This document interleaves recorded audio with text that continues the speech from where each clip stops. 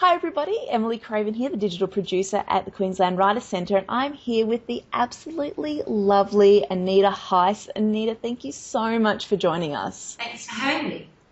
Now, Anita, you are an absolutely fantastic author of, I suppose they call it curry chicklet, which I really love the extra description there. Could you describe a little bit about what curry chicklet is, just quickly? I guess it's called curry chicklet or chocolate by some because my main characters, are all Aboriginal women.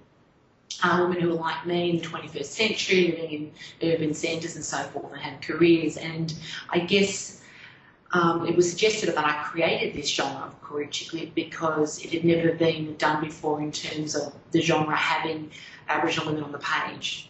I'm really excited to find out, what are your top 3 tips for writing chicklet? It's a really good question and something I have to sit down and think about myself. And I looked at what influences me in terms of how I'm writing now. And my 3 tips, I guess I would say, to get you started and top are: write characters that you yourself want to hang around.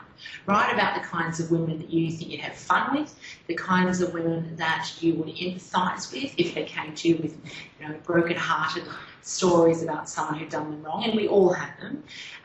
So write about the women you would feel comfortable also sharing your own self-embarrassing moments with. So think about the kind of women you have in your life, the kind of women that make you happy, that also make you feel empowered, because you'll find in Chick that many of the women are career-minded and quite strong, even though they have faults and flaws, because we all do. So think about those kind of things that you see around you every day. I'm not saying pinch your friends' stories. I'm saying look at the kinds of qualities and values and personalities of the women around you and women you like to be around, because I think chick lit is a very positive genre, so we want to have fairly positive characters, even with their flaws. So that would be my first tip. My second tip, and in no order I should say, you should also read in the genre. I didn't actually, to be honest with you, I didn't read chick lit before I started writing it, because I didn't know I was writing chick lit. I just started writing a book, purging myself of 15 years of bad dates, and then got put into the genre of chick lit. But my suggestion to you is, if you already know you want to write in the genre, you need to read other chick lit novels. But I would also suggest read around the genre and read things like romance novels, so you can see the differences and come to understand the difference between romance and chick lit. Because in romance, boy and girl usually do end up together, and it's their story, it's their journey. Their journey is the story. But in chick lit, while there may be angst and desire and the journey might include relationships, the character at the end, our heroine doesn't have to end up with Mr. Right. So it's important to see the difference between those two genres.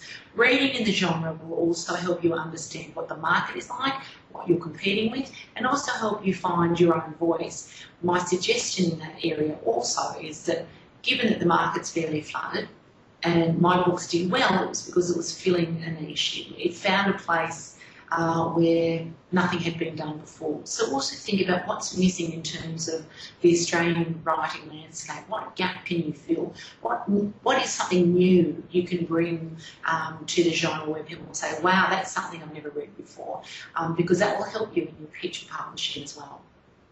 Final tip, think about, once you've done your reading and you're thinking about the women you want to hang out with, think about what you like about chick lit. And then you can work out your own story, your own style. I've learned through reading reviews by readers. I don't mean reviews in mainstream newspapers or literary journals. I have taken some time to look at what readers have written on Goodreads to find out what my readers like. Now, if you're writing to be read, think about what you like as a reader. So my readers have expressed an interest in or an appreciation of the characters that I write, and I'll be giving you tips on that. But also the setting. So quite often my books are always set somewhere quite specific. So Melbourne, Canberra, Sydney, country towns like Deniliquin and Mudgee, and quite often a reader will say something like, I really liked reading about my hometown of Canberra because I love living there and I like reading stories that are from there. Or they'll say something like, I've got a greater desire to go to New York now because I've written Manhattan Dreams in New York. So write about places my suggestion to you is write about places that you love, and think about what you like as a reader. When you're reading these novels, what makes you smile, what makes you laugh, what makes you cry, what makes you want to be active in doing something different, and then massage that into your own story. Some people see chick lit as a bit of fluff, a bit of, it's very easy. I'm sure you like romances, you can write these things easily, but, that's not true. There's a whole heap of research that goes into chick lit novels, just like goes into a whole heap of other different novels. So can you sort of tell us a little bit about the sorts of research that you do for your novels and why it's important and how you would go about doing it? Absolutely. It's fair to say for me that I probably spend more time researching than I spend writing. And so I write fast, but that's not the point. I write fast because I've done so much research. So I'm very scheduled in my research. So, for instance, I sent a book in Melbourne called Avoiding This to Write. I had an entire schedule for the weeks that I was down there every single day. Prior to me going there, I had lined up, I knew what train I was getting on, because I had to write about the train ride, what people were wearing on the train, so I was taking notes the whole time. Who's wearing what how are the guys dressed, because it's a fashion capital, how long the train ride takes, what's the train look like inside, what happens when I get off the train. I mean, I don't catch trains in Sydney, so that in itself was an experience, and I can't possibly write about catching a train. I haven't been fun to get on the train and do it. So I had it completely scheduled out. I had emailed people beforehand, friends in Melbourne, saying, because my character Astral travels to different countries, I need to go into a Spanish restaurant, a Japanese restaurant, a French, Greek, and so forth. So I'd email people saying, I need some recommendations for restaurants to go to that I can include. I include all. I don't know that I've ever made up a venue in terms of a restaurant or a cafe or a bar. If it's a real bar that I've been to, but I don't want to include the real name, I'll give it an anonymous name. But I don't necessarily create a setting. I will go and sit in a bar or a cafe, and I will just write down all the colours that I can see in the room, what posters are on the wall, what the fittings are, what music's being piped through, who the patrons are, what conversation I've had with the bar person. So in effect, it's chick lit, but a lot of it is factual to a degree, because I'm using material that's already there. And so my creativity comes out in beefing up the story, writing the dialogue, and making it funny and so forth. So I don't write places I haven't been to. I might go and sit in the cemetery. I use to find, to experience what my character might be feeling, thinking, seeing.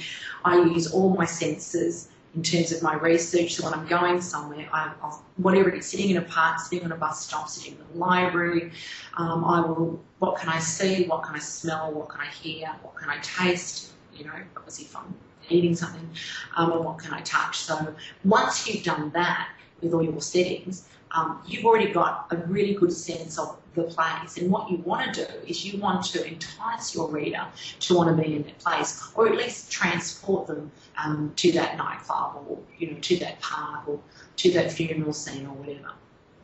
And in a couple of those books, you have people who work for the national art galleries and whatnot. Do you know people who are in those roles that you could then ask questions about? Absolutely. So, for instance, one of my characters, I have to remember I get all my characters next time. Lauren Lucas is a curator at the National Art Gallery of Australia, National Aboriginal Gallery of Australia, set in the old Parliament House. Now, I had actually worked in the arts as a communications advisor for a long time at the Australia Council, so I had a whole foundation. I've launched numerous books in the Māori Aboriginal Art Gallery in Sydney. I spent a lot of time going to arts events and have a lot of colleagues who are curators and artists. So I had a foundation, and it was one of the reasons I chose to write about visual arts. I also send drafts of my work to people who are relevant. I have a friend, Jonathan Jones, who is a Wiradjuri curator. He was with the Brisbane Art Gallery at the Art Gallery of New South Wales. So he read through the last drafts for Paris streaming and so forth.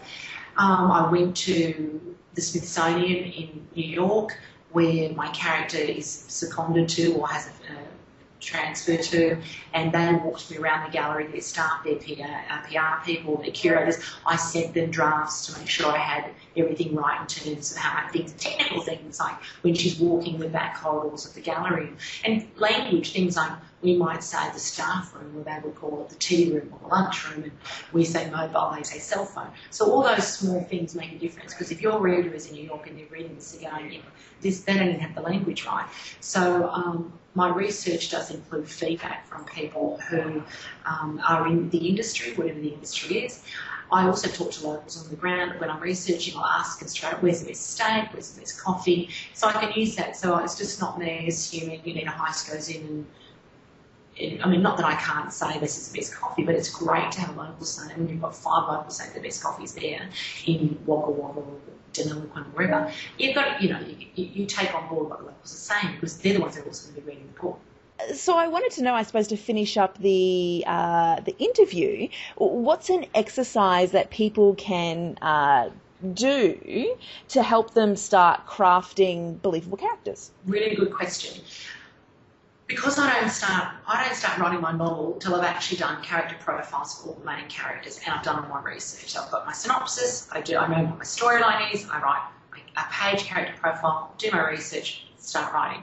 So my suggestion is to do simply choose one of your besties, one of your girlfriends, and just write a one-page character profile on her. Describe her personality, any quirks or eccentricities, her style of fashion, is she career-minded, maybe we'll get a bit of what her background is in terms of education, what she's doing with her life now, who her circle of friends are, which includes you, what she likes to eat, what she likes to listen to, if maybe even include something in relationship with her siblings, her mother and so forth. Because this is what I do. I work out exactly I break down everything that I know about my character before I start writing them. So the simple thing is, choose someone in your life that you love and adore. Tell us what all her best qualities, but also, we're all flawed. We all have something that we could do better. So we need to include that as well, because when you're doing your novel, the evolution of your character will be dealing with whatever that flaw or trauma or drama is, whatever that may be. So, for instance, Lauren Lucas was at the peak of her career, top of her game as a curator, and just made really poor choices in the man that she wanted in her life, something that many of us still do. So I would just say, sit at home, sit down, get on your laptop, pull up a photo of one of your besties from Facebook or wherever, and start describing all the wonderful things about her, all her personality, what people love about her, what that she wants perhaps to do with her life and so forth. But also don't forget, and it's not a criticism, she never needs to see it, you don't need to show anybody, it's just an exercise to show you, to make it easy with someone you know. And then you sit down and then you do exactly the same exercise with the characters you want to create. That's awesome. Thank you so much. It's such a wonderful exercise and a great way to end the interview. Thanks for having me. Good luck. And I want an invitation to your book launches.